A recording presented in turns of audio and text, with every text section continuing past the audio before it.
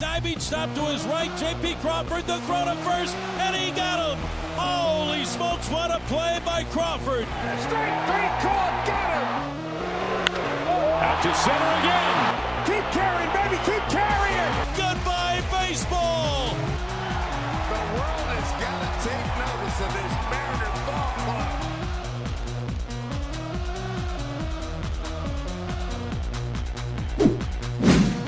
Hello everyone and welcome to Tridents Up here on YouTube. I'm Max Tanzer, joined alongside Trevor Curl. And now this is actually going to be a new segment for Tridents Up. It's called Heard It Through the Ivy.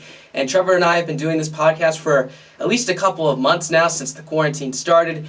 And we've decided to bring it here to you guys through video and as well as podcasts. So you can listen to us on the podcast apps on Apple Music and Spotify, as well as come right here to YouTube to watch us as well. So Trevor, without further ado, what are we talking about today? Well, first I want to welcome everybody here who's joining Heard Through the Ivy on the new channel, or on the collaboration channel. So what we're doing today is we're looking at just our opinion, our best playoff moments from the last decade, the 2010s. There's a lot of good stuff and we got to dive right on into it. So we actually went on Twitter and we've asked some of our friends what their favorite moments are, and I want to first start out with I want to do one from 2015, and that was when the Mets swept the Chicago Cubs to make it to the World Series to play the Kansas City Royals. The Mets that year didn't really expect that team to, go for it all. Same with the Cubs too. So it was a real good clash. Unfortunately for the Cubs, the Mets were the better of the two National League teams to make it to the World Series. Yeah, Daniel Murphy really going off in that series as well. I think it was like 4 straight home runs or something in 4 games, and what turned out to be an incredibly huge postseason performance by him that got him that big deal with the Nationals the next year. But yeah, that's a big one as well. Another one that I got sent to me was Roy Halladay's no-hitter in 2010, the first no-hitter since Don Larson's perfect game, and obviously that was an incredible moment, not only for the Phillies, but Major League Baseball as well. And rest in peace, Roy Halladay, of course. That was a very sad situation, but his name will live on forever in baseball history with that no-hitter against the Reds. So that was a very fun one as well. Of course, Doc was an amazing pitcher in that time. I also got one, and it's probably going to be on the top 10 of baseball history, and it's the Travis Ishikawa walk-off home run in 2016. Not 2016. 2014, and that one was an incredible one. Ishikawa, a guy who's just not in the games defensively, gets put into pinch hit.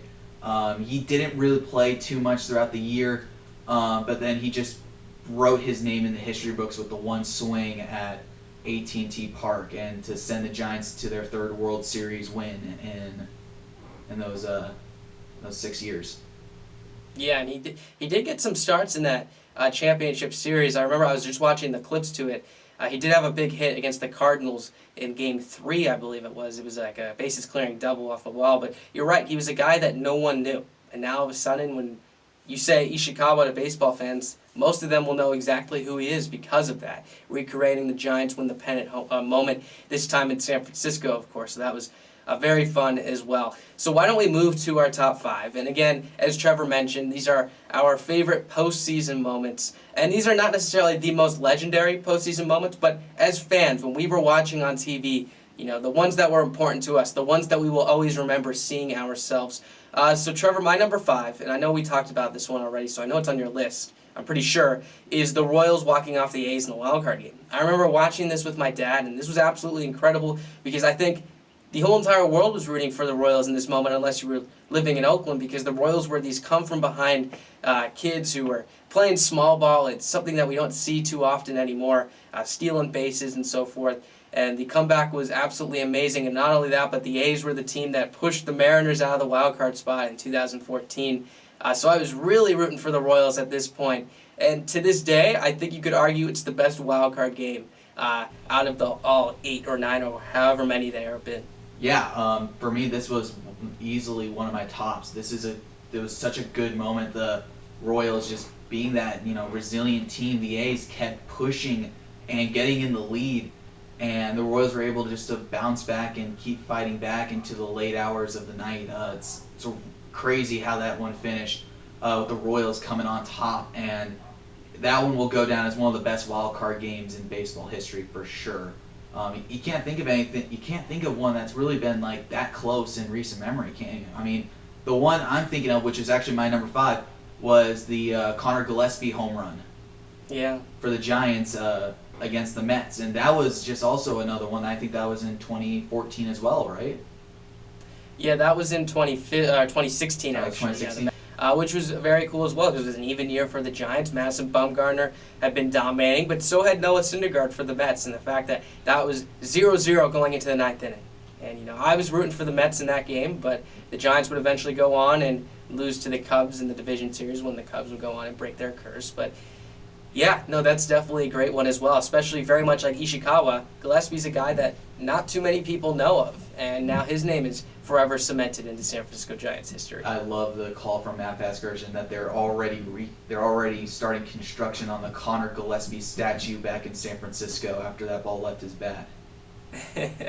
Absolutely. My number 4. Now, I think I might get a lot of hate for this one, Trevor, but it is David Freese. And let me finish it. Remember, this isn't the best moments in baseball playoff history from 2010 to 2019. If that were the case, I would put David Freese at number 1. But personally for me, I was very young when this happened. I was 10 years old, and I was just getting into baseball, so I didn't quite know the significance of the moment. Now looking back on it, it's amazing. I think it's one of the best moments of baseball history. But for me at number 4, because it was still cool to see the walk-off moments, the comebacks, and it's something that I look back to all the time, every single day. My favorite call from it was, Joe Buck had fine calls in it, but Dan Schulman, if you guys go listen to Dan Schulman's radio calls for it, for ESPN, absolutely fantastic. Chills everywhere for me every single time I listen to it. That's a legendary moment. Unfortunately, I wasn't quite aware at that age of how important it was, but looking back on it, I think it's definitely arguably the best moment of the decade. For sure. For me at number 4, mine was the David Ortiz home run versus the Detroit Tigers, the grand slam. That really just set Fenway bananas. It was that shot, once that ball hit, left his bat, I knew it was gone, but I didn't know that the right fielder almost had a play on it, and then it's such an iconic photo of him falling over the right field wall into the bullpen with a cop, cheering, and all the fans in the background cheering while the poor guy just falls down. I can't remember his name. Torrey Hunter, yeah. It was Torrey Hunter. That's a chills one too, because that's during 2013 with Boston Strong, and Absolutely.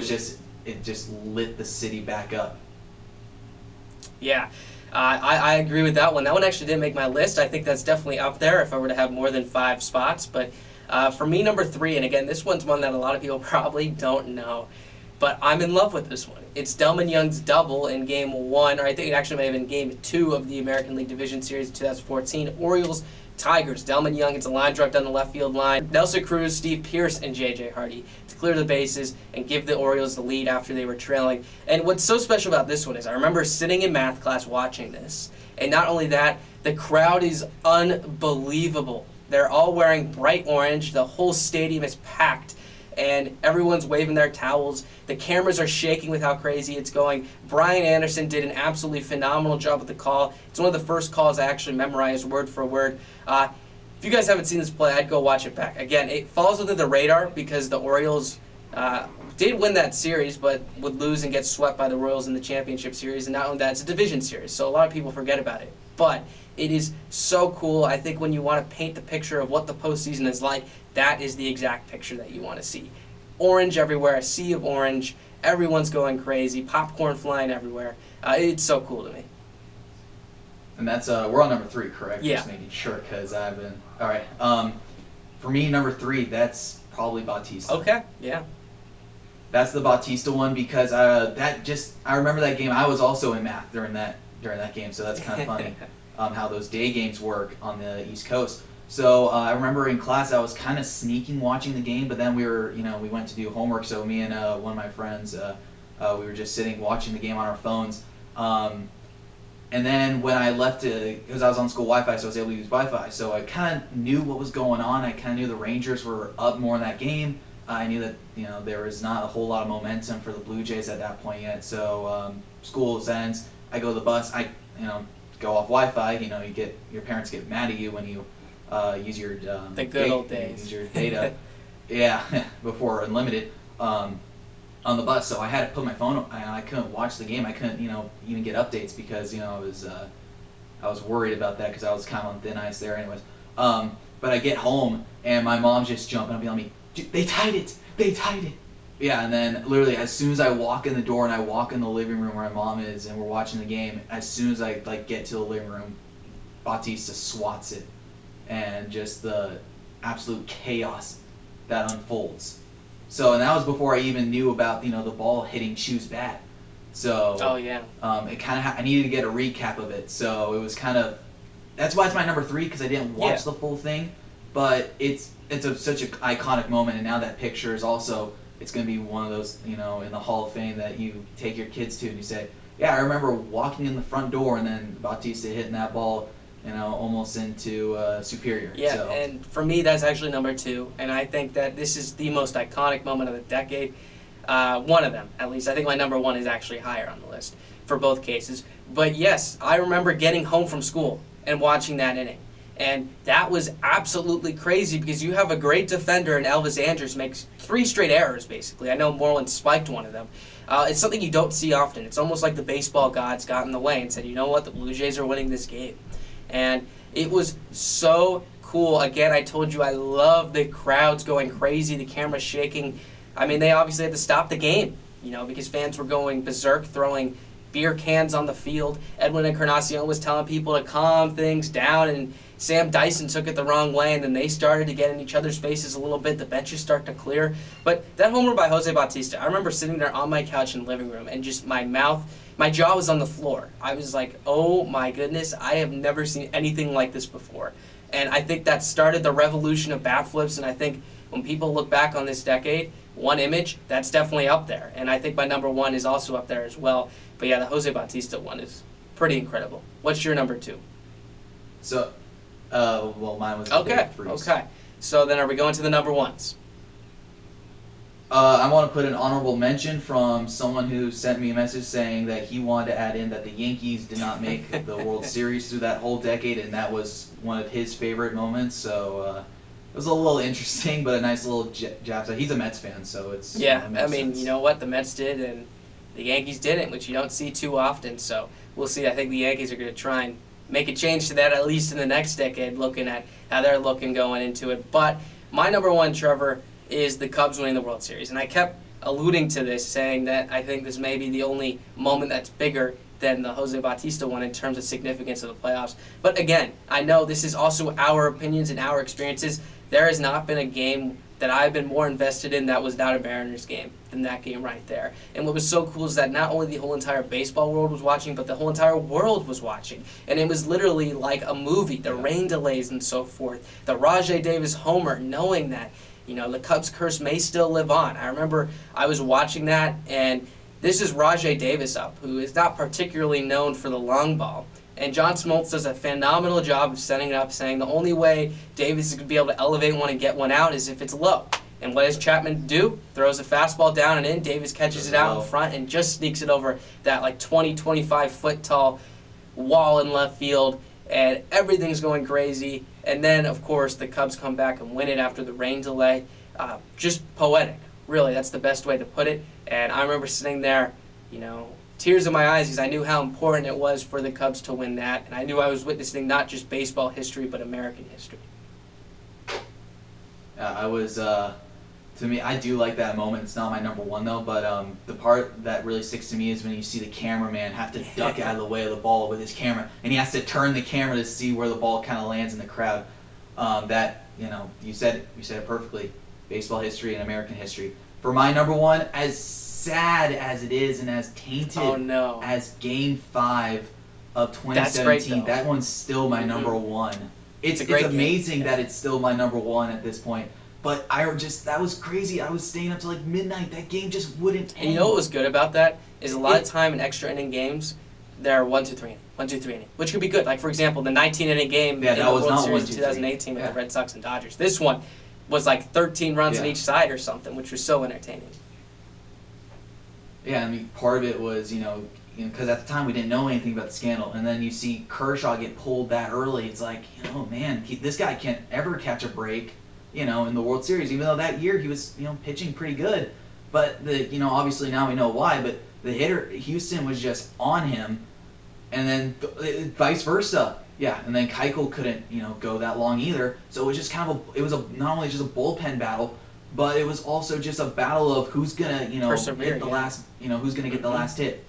Who's going to be the last guy to score. And lucky enough for the Astros, it was Bregman off one of the best closers at the time. In the moment, again, I had very similar feelings as I did when Bautista hit that homer. I was in shock. I remember I could not believe it. I was loving it, but I didn't put it on my list because, in my opinion, it was tainted by the trash cans. And really what frustrates me is, again, who knows what would have happened if the Astros weren't using the cameras to steal signs or whatever they were doing. And maybe they weren't even. But the fact that there is question about it, and the fact that Clayton Kershaw had a great game one start and is now ridiculed for not getting that ring, and part of it was because he didn't step up in Game 5, and that could have been because the Astros were cheating, makes me so angry. Because one of the best pitchers of our generation potentially could have had that chance at a ring, and it potentially, again I say potentially, could have been tainted and ruined because they were cheating. And that just kills me.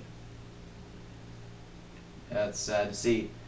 That is our episode. Thank you so much for watching. Click and subscribe to Tridents Up. It's a great channel, great baseball minds, like we said on Twitter.